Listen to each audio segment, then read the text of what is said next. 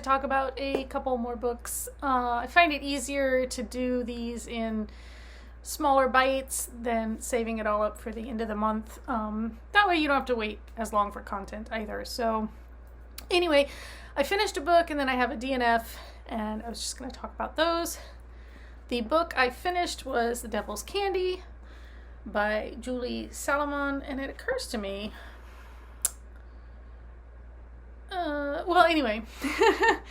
Okay, so this is a really in-depth kind of pre- and post-mortem of the making of the movie The Bonfire of the Vanities. Now, to be fair, I have never seen the movie. I have never read the book.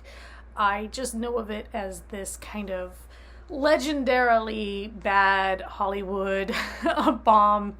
The book was a bestseller and a big deal, and then, of course, when that happens, a movie almost inevitably gets slated, and I guess the movie was awful.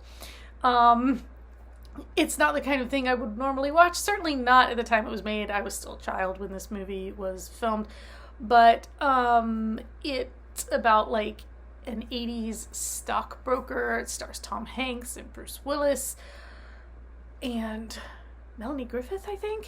Anyway, this book basically literally just deconstructs kind of everything that went wrong. Well, it deconstructs the creation of this movie, which includes everything that went wrong, and, you know, a lot of like good intentions that don't go the way their intent, you know, the intentions aren't met. This book, I gave it 3.5 stars, and I have reasons for having enjoyed it more than I think maybe the average reader would have, and that has to do with the fact that I have a film degree. I've worked on film sets, so I identified a lot with some of the travails of what was going on, simply because I have been on movie sets that were dysfunctional, to say the least. I once had one of the Teamsters tell me about one of the movies that I was working on, that it was the worst movie he had ever been on, and that was saying something because he'd been a Teamster for like a couple decades, I think, at that point. As a complete aside, I love the Teamsters because they're the drivers. And Charlie was my driver. And I was an undergrad at the time and not a confident driver. I had a driver's license. I wasn't a confident driver, but I really think that Teamsters should actually be drivers ed. Like, they should be the driver's ed people in the world, because the Teamsters took me, Charlie and Johnny and a few of the others. They were like, you know what, we're gonna teach you to drive so that you're comfortable. And they did. And I'm forever grateful for that. And I really wish I could just call up the Teamsters and be like, come teach my teenagers to drive now, please. Because they're fabulous people. I feel like a lot of the below the line people don't get nearly enough credit. The Teamsters, Crash Services, they were always so good to me, and I loved them so much. But anyway, that's beside the point. A little bit of a tangent. So yeah, this book I really enjoyed, but even for me, it was super dense. It's very detailed. I mean, and I kind of kept asking myself, like, how the author, like, I'm like, was this journalist just literally hanging around listening to PAs talk?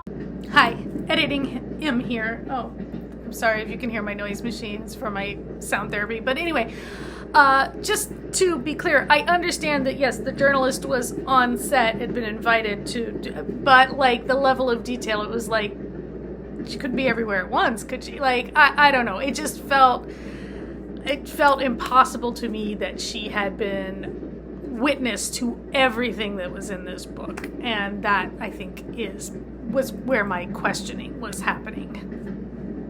Like, there's a lot of, I'm like, how did she know what they were thinking? Like, where is this information filtered from or through or whatever? Because, like, it's written, in this kind of omniscient way, but that doesn't entirely make sense because somebody would have had to have told, you know, Julie Salomon all this information.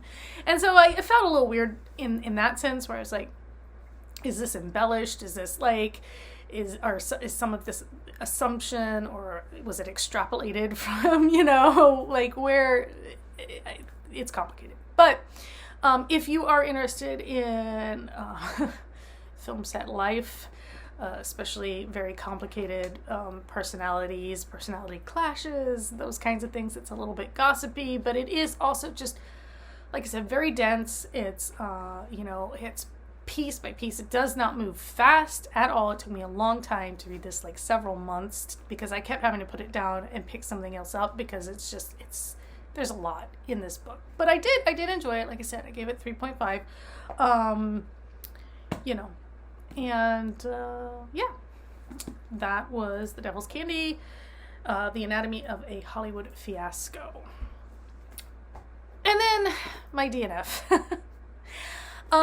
So somebody at my book club gave me this, The Rosie Project, which is by Graham Simpson. I don't know how to say that. It's about, I didn't even get very far. I think I got like a little more than one in some, like not even through 2 full chapters, let's say.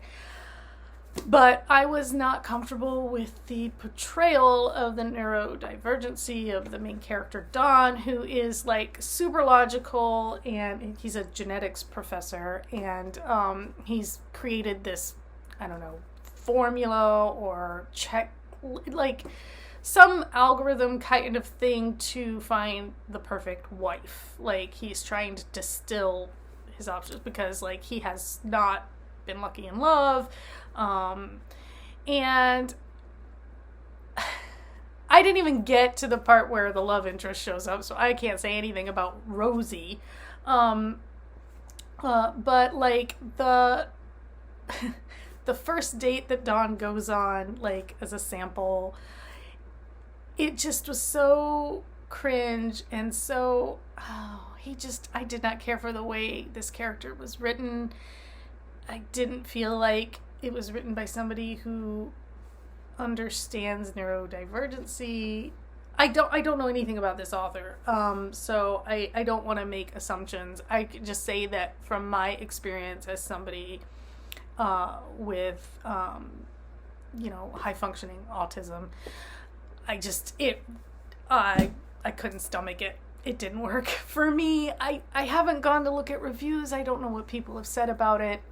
My book club members are aware of my autism, so I don't know if they gave me this thinking, you know, oh hey, representation, like, you know, I don't think they meant any ill by it, or they just thought it was cute and funny and I'd like it, because I have made it clear that I'm trying to find more fun, like kind of rom-com-y type things to read, and you know, somebody probably went, oh well, this works.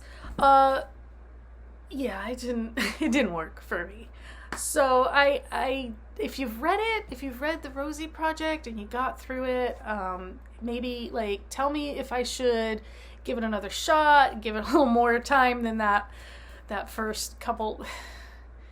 I don't know. I'm like, I guess it could only get better, but at the same time, maybe it doesn't get better. Maybe it's that bad all the way through. I have no idea. So somebody let me know. Because like I feel like I saw this book around a lot for a while, and then it just kind of disappeared.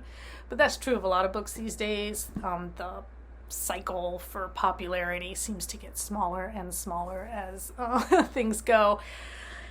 Anyway, so The Devil's Candy, and then The Rosie Project, which was a DNF for me. And I am still reading The Lindbergh Nanny. Sorry, the cat is about to knock everything over like he does. So hopefully I'll get through that and be able to report on that before the end of the month. And we're going to see Moulin Rouge, so I'll let you know my thoughts on that as well. Yeah, and that's everything for now. Thanks for tuning in, and take care.